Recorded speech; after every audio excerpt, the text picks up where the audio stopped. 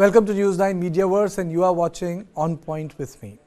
We are going to talk about the challenge that the tunnel network will throw to the Israeli army. Tunnels have remained a big challenge even for the Americans during the Vietnam War. But that was part of the jungle warfare. Gazan tunnels are bigger, much more sophisticated, longer and dense. So does Israel have a strategy against it?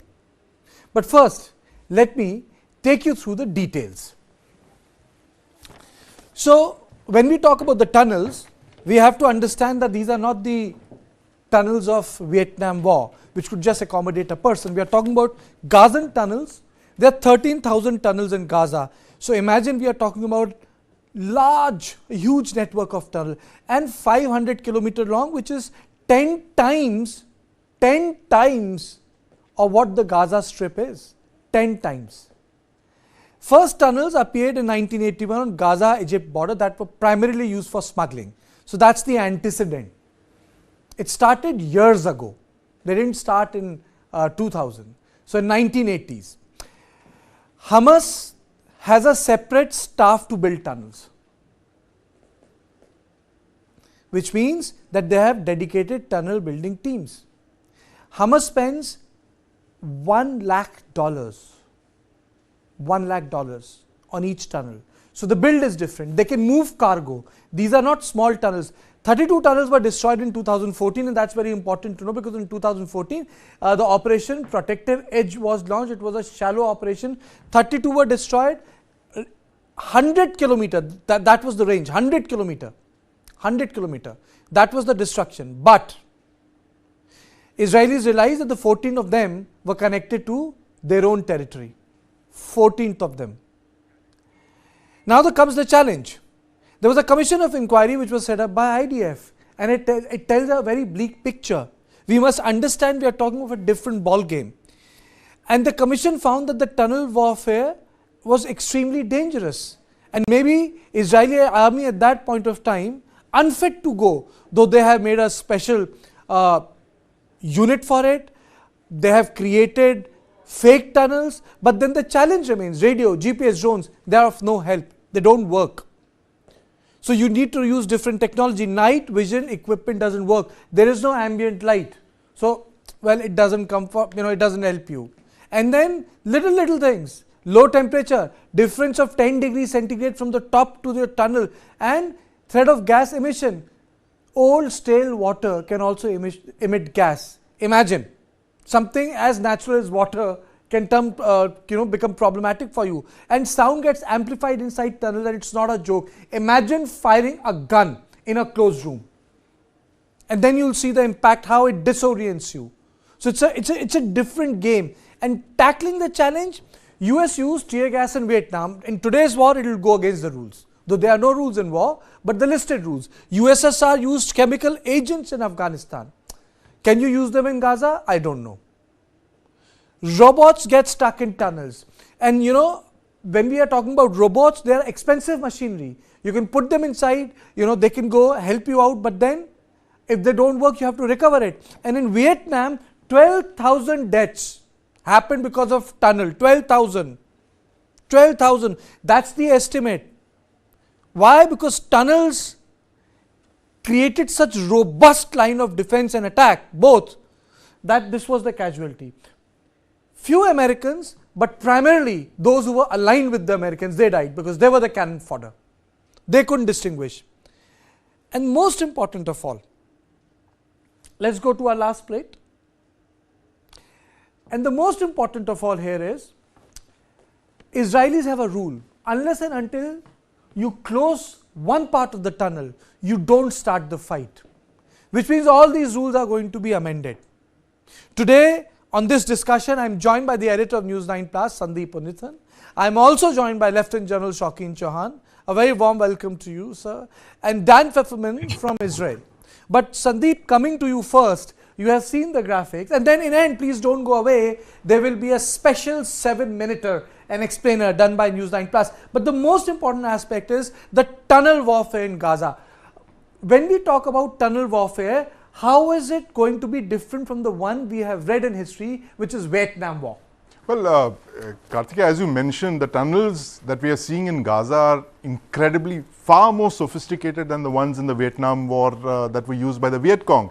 The Vietnamese tunnels were really small. They were literally crawl tunnels, right? I mean, it was designed in a particular way so that only the Vietnamese, who were very small built people, could enter, and which is why the Americans had this thing called the tunnel rats, which are specially selected soldiers who were shorter, leaner, who could enter those tunnels. Now, the tunnels that you see in Gaza that Hamas has built over the years, and now we know where all that money is being pumped into, literally the thousands and millions of dollars that they have spent on building these tunnels. They're actually proper tunnels. I can see they're like anything that the Delhi Metro, for instance, to give you an example closer home, would construct, like maintenance tunnels. They're like proper maintenance tunnels lined with concrete. And some of them are so deep that I was just reading an example where one of the Hamas leaders boasts that their tunnels are 60 meters deep underground. The Delhi Metro's deepest station, Horse Khas, is at 29 meters. And that gives you an idea of how deep underground they have gone. And this is not very unique, because all through history, any inferior force that's confronted by a very major force, like say the Israeli military, all powerful, all seeing, all knowing, they have to drill deep, go underground, hide their personnel, hide their equipment, hide their ordnance. And this is exactly what we are seeing in Gaza. And of course, it's been underway for far long. Over the last couple of years, they've perfected it, they've built on it. 2014, the IDF got surprised by the sheer detailing of the tunnels, but now the kind of hostages that have been taken and hidden in these tunnels, over 200 is what we have been told, that throws this entire tunnel thing into a completely different league, Karthikeya. Okay, now I'm also joined by Lieutenant General Shocking Chauhan. Sir, in words of military, when we talk about urban warfare, sir, there are 4 aspects of urban warfare. Tell me if I'm wrong. This is my research. One is sky, second is street, the third is the building, and fourth is the tunnel.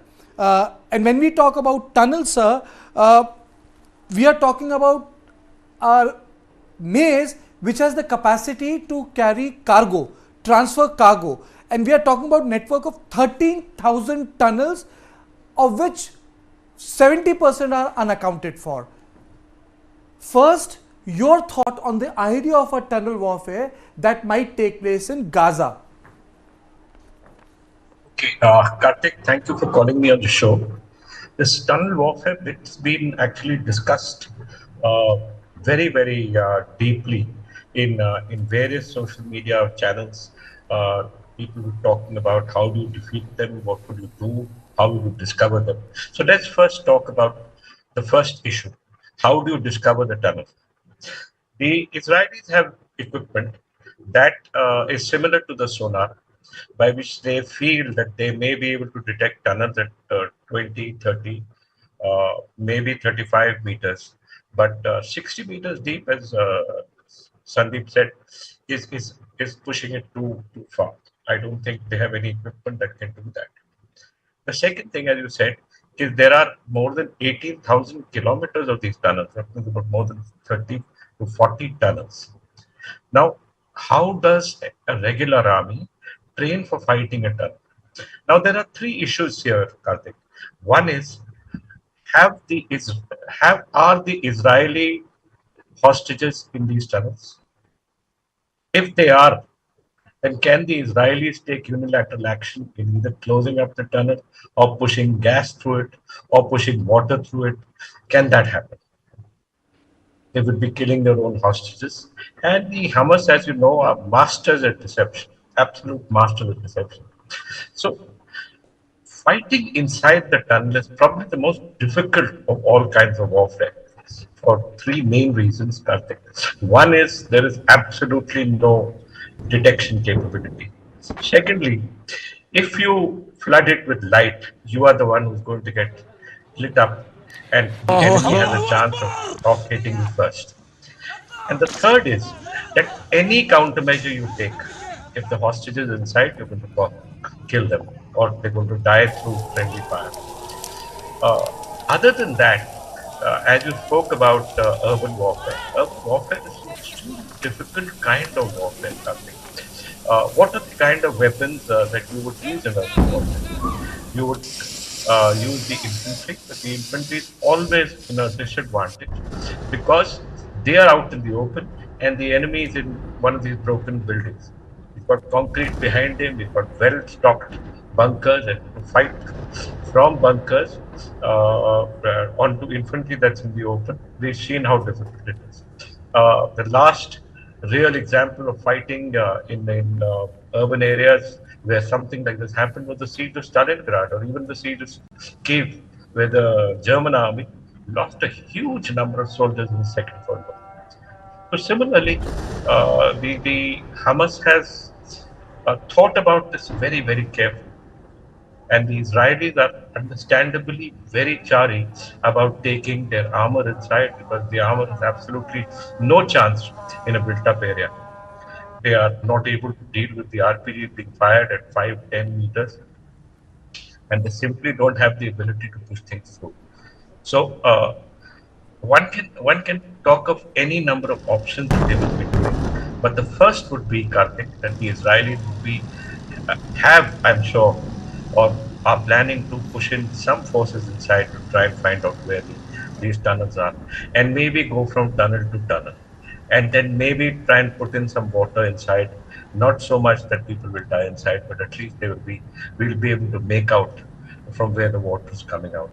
So, as an infantryman, I would be extremely difficult, very chary about going into a built-up area like Gaza. I would be extremely chary about taking my armor inside. I think the best way that the Israelis should do is firstly take their time. Time is on their hands. Hamas has planned a large number of mines as well as they plan for this urban warfare. Israelis must find a way to defeat the Hamas way of fighting. It would be very interesting. It's like General Chauhan, it's like an apocalyptic scenario, It's something which you see in Hollywood films. Dan, there are issues of technology when it comes to tunnel warfare. And my discussion is very, very specific. For example, when I was doing my research, I found that in context of the Israeli military, unless and until you don't close a part of the tunnel, you don't allow the soldiers to go in because, it should not become a zero-sum game. When I research more, I realize that there are geophones which can work. There's a controlled explosion which oil sectors do to detect vibrations, which is a very limited and expensive technology. Then you have specific ground penetrating radar which are used for tunnel warfare. And on top of it, the body behaves differently in tunnel. The temperature is different. You feed into a different sort of an oxygen. There is a communication issue because the receivers don't work. So in context of the Israeli army, what sort of challenges do you see when we talk about the tunnels which have been built by Hamas in Gaza, which are very, very different from I would say the Vietcong tunnels, because they are bigger, and if I am not wrong, you can correct me, they have the ability to transport cargo also, limited amount. Dan. Right. Yeah, you've said it correctly so far in your introduction. We know there are, thousands of tunnels. You're pointing at the number 13,000. The intelligence, I'm sure, has more up-to-date info exactly also where they are. They call it the metro. That's what we nickname the underground tunnel system in Hamas. And they're quite expensive to build. These are not low-tech tunnels like the Vietcong. These are very high-tech. There's electricity, there's command and control systems. Some of them, like the ones that were built under the Egypt-Gaza border, were wide enough for cars to drive through because they were smuggling cars and they were smuggling cargo. Just to give you an idea of how much these cost, for every tunnel that Hamas builds, you could build an entire medical clinic, a 3-story medical clinic in the Gaza Strip. But we see where Hamas is choosing to divert its funding. It's going to be incredibly complex. A big part of the strategy we can see now, and you're going to see probably in the next week, is this is what the airstrikes are meant to do. This is what was done in the last serious round of fighting between Israel and Hamas, was using airstrikes to collapse a lot of the tunnel system, but it's quite challenging. As you pointed out, some of these are 50, 60 meters underground, and so you need bunker buster, JDAM type equipment in order to affect those. You're going to need a high-tech solution, and robots are going to be very hard to control at that kind of depth.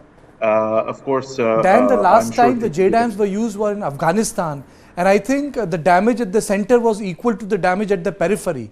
So if you are saying that the JDAMs are going to be used in Gaza, I don't know what the collateral would be. I don't know what to tell you about that, but I know there are specific munitions that can be used to try to collapse it. It's double detonation, if I'm not wrong. The first part detonates exactly one or 1.5 seconds before the second part. So you get the entire structure down with the bunker. You bust the bunker, and structure also falls on that. Correct. Two different explosion mechanisms in order to penetrate the top layer of the bunker. It's going to be incredibly complex, and that's how Hamas wants it. In the introduction, I think your analyst pointed out quite well that this is a weapon of the weak. It's an asymmetrical weapon, and Hamas has taken it to a very high level of sophistication, having poured in a lot of engineering expertise, a lot of planning, and certainly a lot of funding. And so you're going to need a combined effort here of airstrikes, intelligence, technological measures like robots, like sonar systems, and of course special forces that are trained to operate in the tunnels. A lot of these are going to be booby-trapped. We still don't know exactly where the hostages are, most likely kept in the tunnels, and it's going to be a very complex operation. Sandeep, before I play the story of the day, can you take us through JDAMs? Are those the answers? Well, Karthikeya, it's extremely complicated because JDAMs are designed to take out buried, fortifications, command posts, ammunition dumps, etc., literally hundreds of meters below the ground. But it's not meant for a hostage situation. I mean, what do you do when you're confronted with, tunnels, like as Dan was saying, with tunnels with hostages inside that? Unless you're absolutely clear, I'm sure the Israeli military would not want to carry out a JDAM strike, against a tunnel where they know there could possibly be their citizens there and foreign nationals hiding as well. But the principle of a JDAM is basically it's a half-ton, it's a dump bomb, which is about half a ton, and it's got half a ton. It's about 500 kgs, and what it has is it's been upgraded with GPS, and it's got guidance fins. It's dropped from an aircraft, and it flies down. It's got a navigation kit. It's upgraded. Basically, it's a dump bomb that's made smart with a guidance kit, and that guidance kit includes a sensor in the nose. It's got a GPS guidance thing, and it goes and hits the ground with great impact of velocity, and it penetrates, and it's got multiple charges. So the first charge detonates, it creates a hole, and the second one takes it right through. And this was designed exclusively over the last 20-25 years when they discovered that can that work in Gaza, where the quarters are so close by? Well, it can work. It's designed to precisely go several dozens of meters underground and explode and destroy tunnels, collapse structures. These, as you mentioned, were designed for sieges like in Afghanistan and Iraq, and those kind of things. These are Cold War weapons. When I used to see those visuals, I could feel the tremor on TV. Yeah. And the first thing I used to think was, okay, they have taken away all the terrorists there, but the sort of impact and the reverberation was that it would shake the walls of the villages, and it became an issue. In 2017, when the Americans dropped what is called the MOAB, Mother of all bombs. Mother of all bombs, massive ordnance airburst is what it's officially called. But that was against a target where they knew there were no civilians around. It was purely ISIS. And when they dropped that, I mean, it was the impact of it had a yield of a tactical nuclear weapon, and you remember that smoke and dust and the tremors that it generated.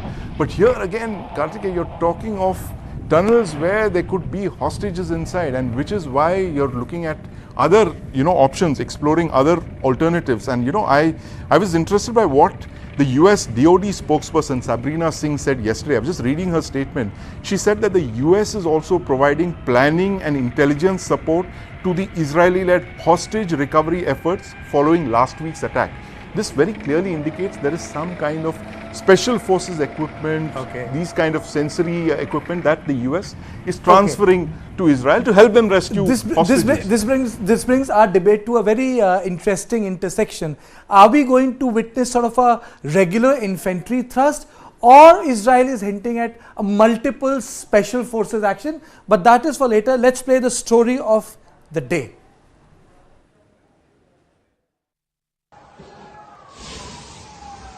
Hours after a strike on a Gazan hospital that claimed hundreds of lives, it remained unclear who was responsible for the bloodiest single incident since the Israel-Hamas conflict began, with officials on the two sides trading blame. Israel's military spokesman Daniel Hagari said its forces analyzed its systems and found that rockets fired by, quote, terrorists in Gaza were to blame.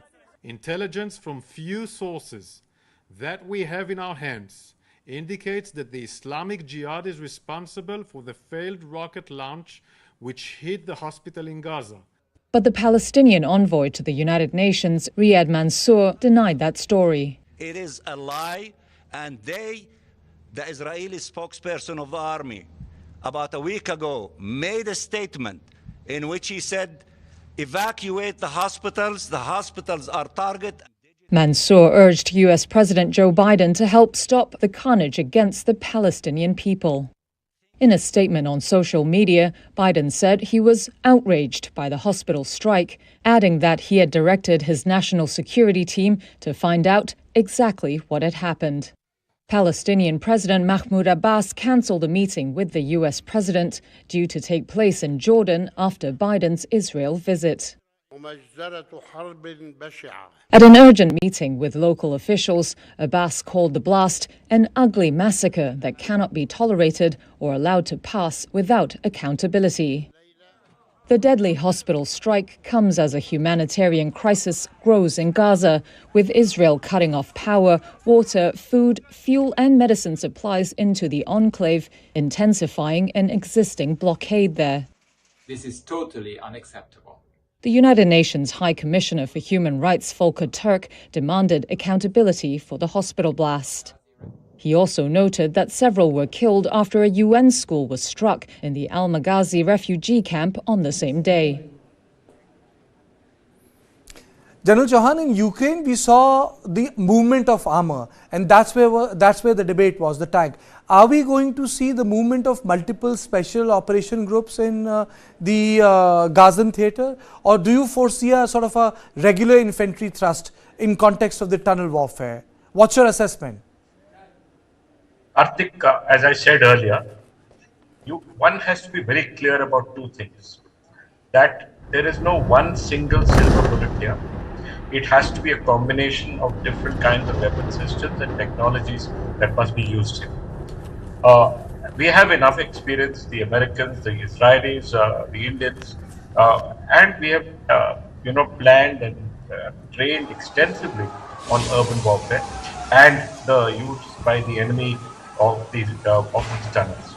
Now, firstly, like I said, you will have a combination of the infantry and the special forces going in, checking out the peripheries of the Gaza city towards Israel, and slowly then extend their perimeters inside. You will not have the kind of, at least I think you should not have, and I've been the strike force commander, you should not have, an armored thrust, because that armored thrust will get you nowhere, and because the Hamas have planned to actually get Israel into a quagmire here. Karthik, I am convinced that this is a battle that Israel can't win, but can lose the perception war very quickly. And they have to be very, very careful about this. So you would find that while Israel has massed its armor along the fence, you will not have the armor going in, at least in this week or the next week, till Israelis are absolutely certain that the movement of the armor will not be impeded by these Hamas holding various parts of the city, and that they would use their infantry and anti-tank weapons to destroy their armor and to create as much mayhem as possible. So, to my mind, in the coming weeks, you would have the special forces, if they haven't already gone in, with the infantry cleaning up the areas, then moving the armor and more infantry to take up and keep the area that they have cleaned up under control, and then slowly move from bound to bound. That means create a safe enclave of, say, about 1,000 meters or 1 kilometer.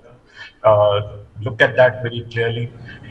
Check everything clearly there, then move to the next kilometer, and then slowly, inch by inch, go through so that they don't suffer the kind You of made a loss very of this. important. You made a very important point. It's a war they cannot win, but it's a perception they can lose.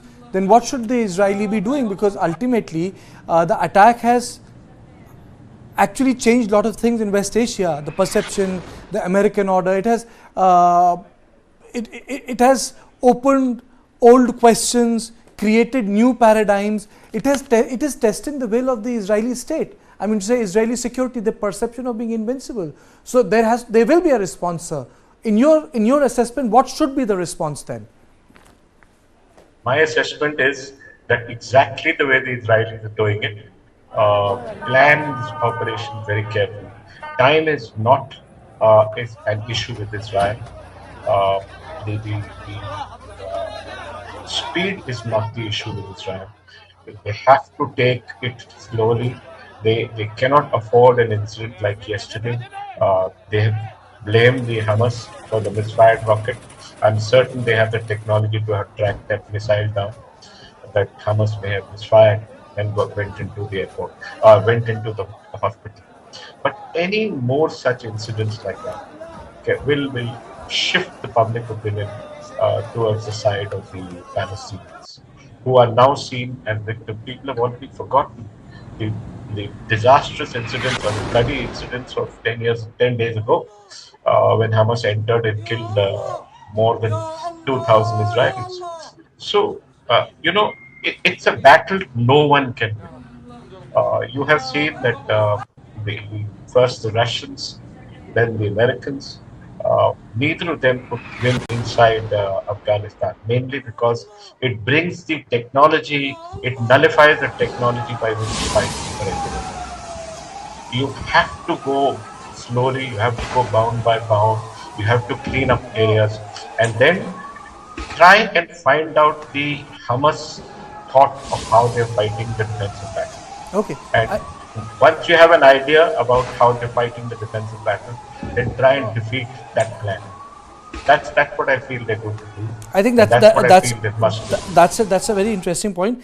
Dan, your thoughts on what General Chauhan has said. And secondly, there is a Yesholam battalion. There's a Yesholam battalion, which was created to train Israeli soldiers in context of the Hamas capabilities in Gaza. How has that come up? Any thoughts on that?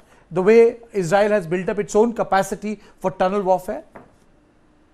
Sure. I think you're referring to the Yahalom Yes. battalion, which is a special forces unit that works exactly with tunnels. I agree with what the general is saying. Israel here, first of all, was surprised. This was a surprise attack in which Hamas very carefully planned and prepared for 2, possibly 3 years. The initial shock, I'm afraid we're not going to lose it. I'm afraid we've already lost it as far as most of international opinion.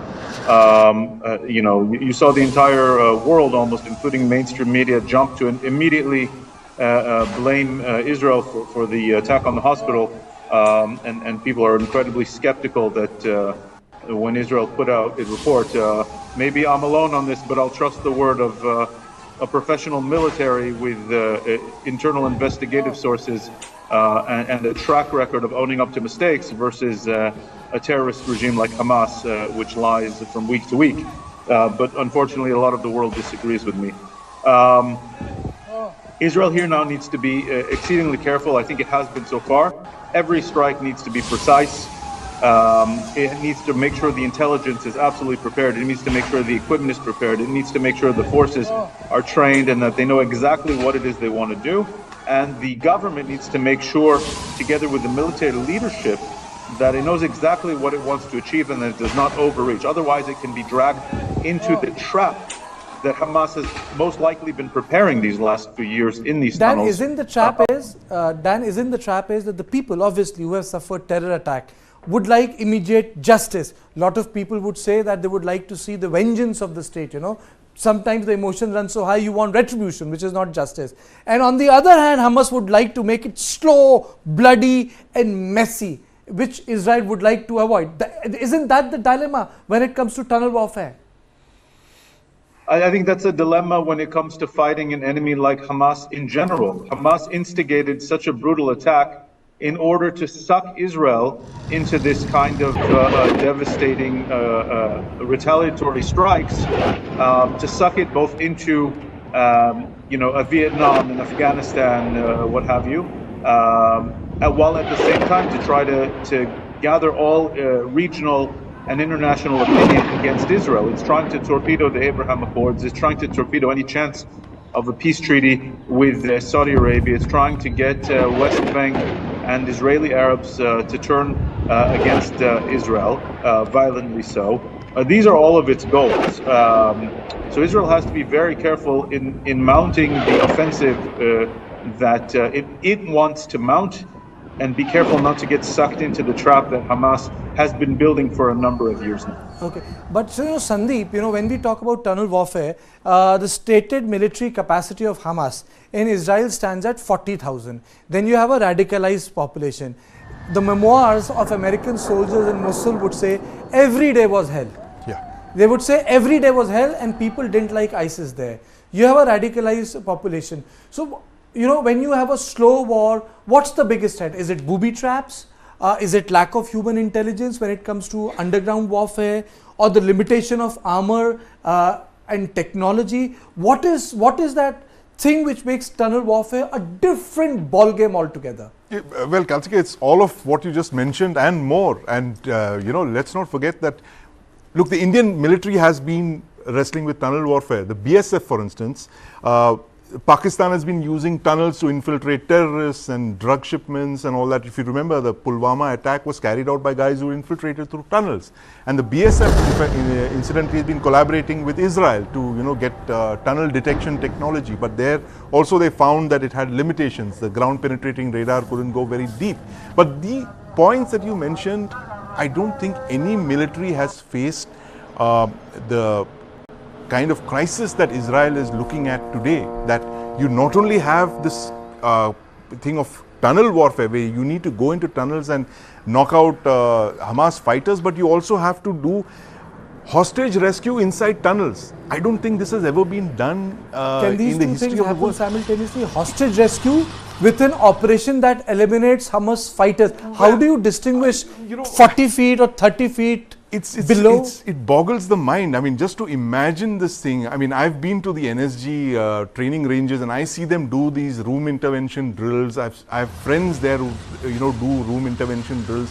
Now, to imagine room intervention drills when you're completely blindfolded in a tunnel without your radio, you're just literally moving with your instincts, and there could be a terrorist hiding at every, nook and corner. I mean, it is a challenge of unimaginable proportions. But then again, Karthike, let me tell you that when the PLO hijacked that airliner, Air France hijacked airliner and took it all the way down to Entebbe, Israel mounted what I call the gold standard operation of hostage rescue, where they flew something like 5,000 kilometers through hostile territory to rescue their people. Over 100 hostages were I think brought where back. Benjamin Netanyahu lost his brother. That's correct. Where Benjamin Netanyahu's older brother, Yoni Netanyahu, he was the only IDF soldier to die in that. That is possibly the greatest hostage operation of all time that we know of. Israel came up with that literally, in a couple of days. They came up with an operation like that. They planned it, they executed it to the T. Stalingrad is an example where the entire force was bled. by the Russians. Well, Stalingrad was a different, warfare. That was urban warfare on an brutality. Insane scale. I mean, it is on a scale that you cannot even imagine. It went on for 900 days. It was warfare. It was a titanic battle between the Soviet Empire and Nazi Germany. But it basically tells you how messy urban warfare can be. Stalingrad is pretty much the worst of urban combat that humanity has ever seen, and here of course you're dealing with a smaller geography, smaller number of people. There you're talking of essentially two empires colliding, and Stalingrad was the flashpoint and lasted for 900 days. Here it is much smaller, but it's far more brutal, far more intense. Correct. And this is certainly not what military and something new. Imagine 13,000 tunnels and tunnels of 500 kilometers long. It takes some time to understand and absorb what we are talking about. When we talk about Israeli tunnels, they are not Vietcong tunnels. These tunnels are big enough to carry ammo and cargo. As Dan was saying, the early tunnels built on the Gaza border, they could smuggle entire cars. News9 Plus had made a 7-minute sharp documentary, an explainer on what Israeli tunnels are all about, because our correspondent Aditya was also there. He went inside one of those tunnels. Have a look at this content and then you'll understand what the tunnel warfare in Gaza would look like.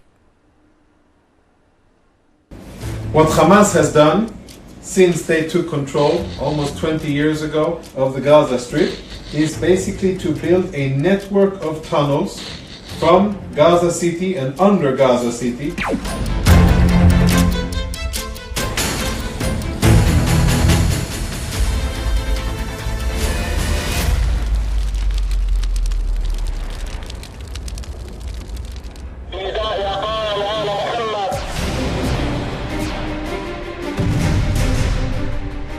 These tunnels are the biggest challenge that the IDF faces in its offensive against Hamas.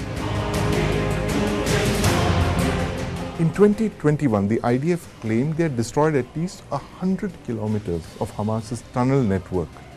Hamas responded by saying that just 5% of its 500-kilometer-long network was destroyed by Israel. Now, if this is true, this vast underground network, the likes of which probably don't exist in the world anywhere, will be tough for the IDF to navigate. We are at the bank inside a tunnel that was detected a few years back, and this was a tunnel that was used by a terrorist organization, Islamist jihadis as well as Hamas, to in fact attack not only the soldiers but also civilians who stay very close to this international border. This is a 2.5 kilometer long tunnel, 900 meters well within the Israeli territory. Colonel Jonathan Conricus, who is the former international spokesperson of the IDF. What's exactly happening here? What's happening is that we have Israeli communities just hundreds of meters by us, and we're standing in a tunnel that was supposed to allow Hamas terrorists to get to those communities and kill Israeli civilians. We have a border about 900 meters away, which is monitored and patrolled by Israeli soldiers, and the purpose of that border is to keep the terrorists in Gaza and to keep Israeli civilians safe. What makes it very difficult is that the terrorists don't look like soldiers. They all try very hard to look like civilians. They hide from the using civilians as their human shields, and they use infrastructure like the one we have behind us in order to get to our civilians, to the Israeli civilians, and to attack them. In 2018, the IDF said that Hamas had invested over $150 million in its tunnel building activities. According to them, these tunnels were built under civilian infrastructure in Gaza, within close proximity of Israeli towns, intentionally endangering both Israeli and Gazan civilians. The IDF held Hamas responsible for these cross-border assault tunnels, which violated Israeli sovereignty and threatened the lives of its civilians and soldiers. The Gaza Strip is one of the densest populated areas in the world, about 20 miles from one end to the other, and about 9 miles in the widest location and less than 6 in the most narrow. Not to be accessed by the civilians. These aren't bunkers for the Gazan civilians to have access to when Israel is striking. No, it's only for Hamas and other terrorists so that they can continue to fire rockets at Israel, to plan operations, to launch terrorists into Israel. That's the only thing that this network is for. Tunnels, rocket launch sites, and even weapon storage facilities are shielded by homes and schools. This makes it harder for the IDF to locate and engage them. Whether they are 300 or 500 is not important, but they are extensively underground. There are exits also in places which is not easy to hit, for example in hospitals, children's schools, such areas which are, empathetically you can't hit them. You can't even smoke people out easily. You're trying to smoke it out, there are hostages there. So you will be hitting hostages. There may be human shields in form of public. Israel has been targeting these terror tunnels on various occasions. On October 10, 2017, the IDF destroyed a cross-border assault tunnel that extended into Israel from the Gaza Strip.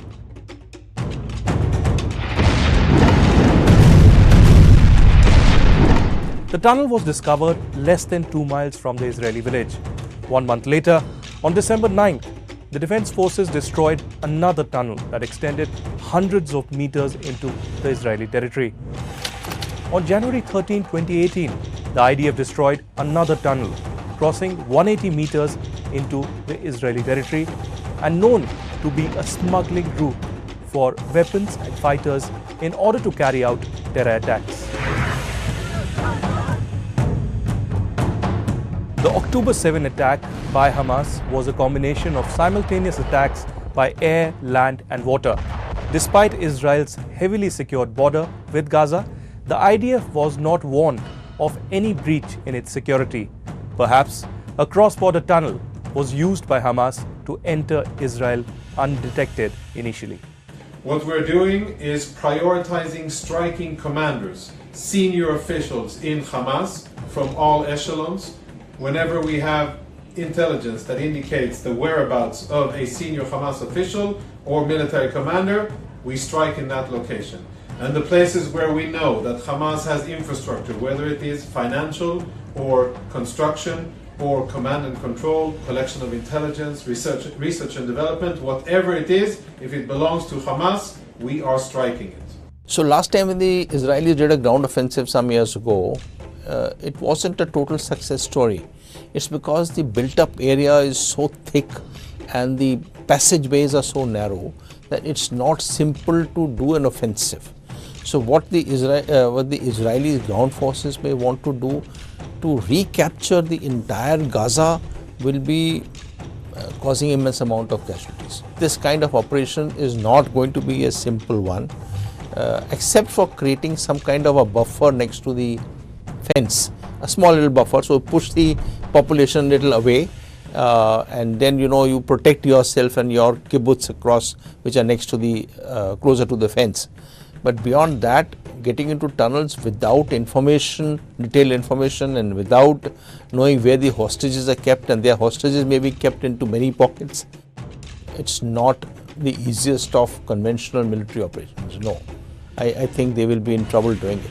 For the Benjamin Netanyahu government, destroying these tunnels and crushing Hamas will be a military victory, or perhaps a way of extracting retribution for every Israeli citizen killed since Hamas's invasion. But for those held captive, for those caught in the crossfire, war comes at a cost. At the cost of their loved ones, their homes, and their own lives. Pain, rage, an all-consuming rage. I understand, and many Americans understand. You can't look at what has happened here to your mothers, your fathers, your grandparents, sons, daughters, children, even babies, and not scream out for justice. Justice must be done. But I caution this: while you feel that rage, don't be consumed by it. After 9/11, we were enraged in the United States. While we sought justice and got justice, we also made mistakes. I'm the first U.S. president to visit Israel in time of war. I've made wartime decisions. I know the choices are never clear or easy for the leadership. There's always cost, but it requires being deliberate. It requires asking very hard questions. It requires clarity about the objectives and an honest assessment about whether the path you're on will achieve those objectives. The vast majority of Palestinians are not Hamas. Hamas does not represent the Palestinian people. Hamas uses innocent families in Gaza as human shields, putting their command centers, their weapons, their communications tunnels in residential areas. Palestinian people are suffering greatly as well. We mourn the loss of innocent Palestinian lives like the entire world. I was outraged and saddened by the enormous loss of life yesterday in the hospital in Gaza. Based on the information we've seen to date, it appears the result of an errant rocket fired by a terrorist group in Gaza. The United States unequivocally stands for the protection of civilian life during conflict, and I truly grieve for the families who were killed or wounded by this tragedy. The people of Gaza need food, water, medicine, shelter. Today I asked the Israeli cabinet, who I met with for some time this morning, to agree to the delivery of life-saving humanitarian assistance to civilians in Gaza, based on the understanding that there will be inspections and that the aid should go to civilians, not to Hamas. Israel agreed the humanitarian assistance can begin to move from Egypt to Gaza. But let me be clear, if Hamas diverts or steals the assistance, they will have demonstrated once again that they have no concern for the welfare of the Palestinian people. And it will end. As a practical matter, it will stop the international community from being able to provide this aid. We're working in close cooperation with the government of Egypt, the United Nations and its agencies like the World Food Program and other partners in the region to get trucks moving across the border as soon as possible. Separately, I ask Israel that the global community demand that the International Red Cross be able to visit hostages. I just demanded that the United States fully supports. Today, I'm also announcing $100 million in new U.S. funding for humanitarian assistance in both Gaza and the West Bank. This money will support more than 1 million displaced and conflict-affected Palestinians, including emergency needs in Gaza. You are a Jewish state. You are a Jewish state, but you're also a democracy. And like the United States, you don't live by the rules of terrorists. You live by the rule of law. And when conflicts flare, you live by the law of wars. What sets us apart from the terrorists is we believe in the fundamental dignity of every human life. Israeli, Palestinian, Arab, Jew, Muslim, Christian, everyone. You can't give up what makes you who you are.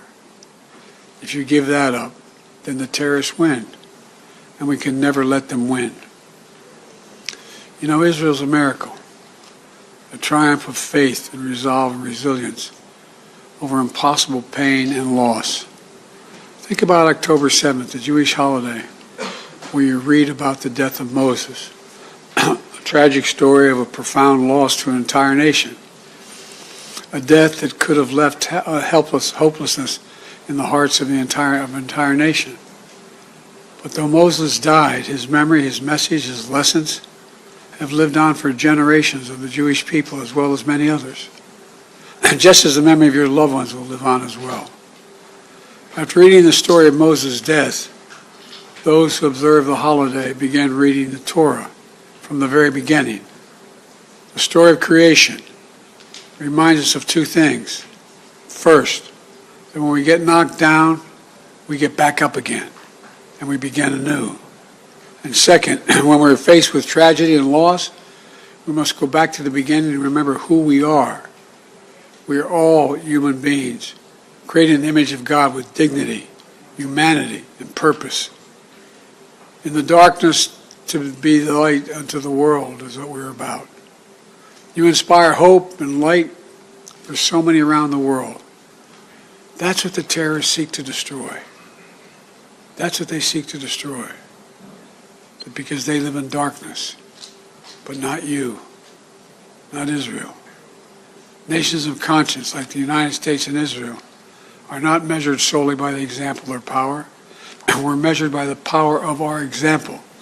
That's why, as hard as it is, we must keep pursuing peace. We must keep pursuing a path so that Israel and the Palestinian people can both live safely, in security, in dignity, and in peace. For me, that means a two-state solution. We must keep working for Israel's greater integration with its neighbors. These attacks have only strengthened my commitment and determination and my will to get that done. I'm here to tell you that terrorists will not win. Freedom will win. So let me end where I began. Israel, you're not alone. The United States stands with you. I've told the story before, and I'll tell it again, of my first meeting with an Israeli prime minister 50 years ago as a young senator. I was sitting across from Golda Meir at her desk in her office. And she had a guy who later became prime minister, sitting next to me, just before the 1973 Yom Kippur War. And she flipped the maps up and down, telling me how bad things were and how terrible they were. All of a sudden, she looked at me and she said, "Would you like a photograph?" I looked at her. She got up from her desk and walked out into that hallway. I think it's marble flooring. Walked out in the hallway. We walked out and there were a bunch of photographers standing in front of us. We were standing shoulder to shoulder. Without her looking at me, she said to me, knowing I'd hear her, "Why do you look so worried, Senator Biden?" And I said, "Worried? Like, of course I'm worried." And she looked at me and she didn't look. She said, "We don't worry, Senator. We Israelis have a secret weapon. We have nowhere else to go." Well, today, I say to all of Israel, the United States isn't going anywhere either. We're going to stand with you. We'll walk beside you in those dark days. And we'll walk beside you in the good days to come. And they will come. As you say in Hebrew, which I'm not going to attempt to do because I'm such a terrible linguist, I'll say it in English. The people of Israel live.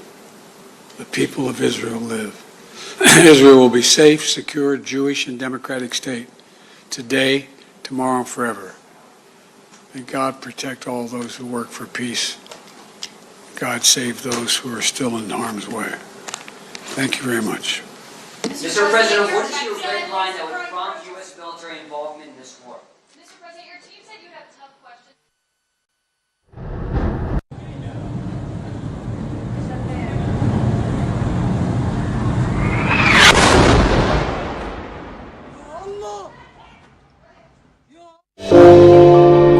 They picked my husband. He was tortured there for 2 years. He was enforced disappeared. We had no idea where he is. Within 15 minutes, we got the information that the whole area is surrounded by Pakistan Army. I came out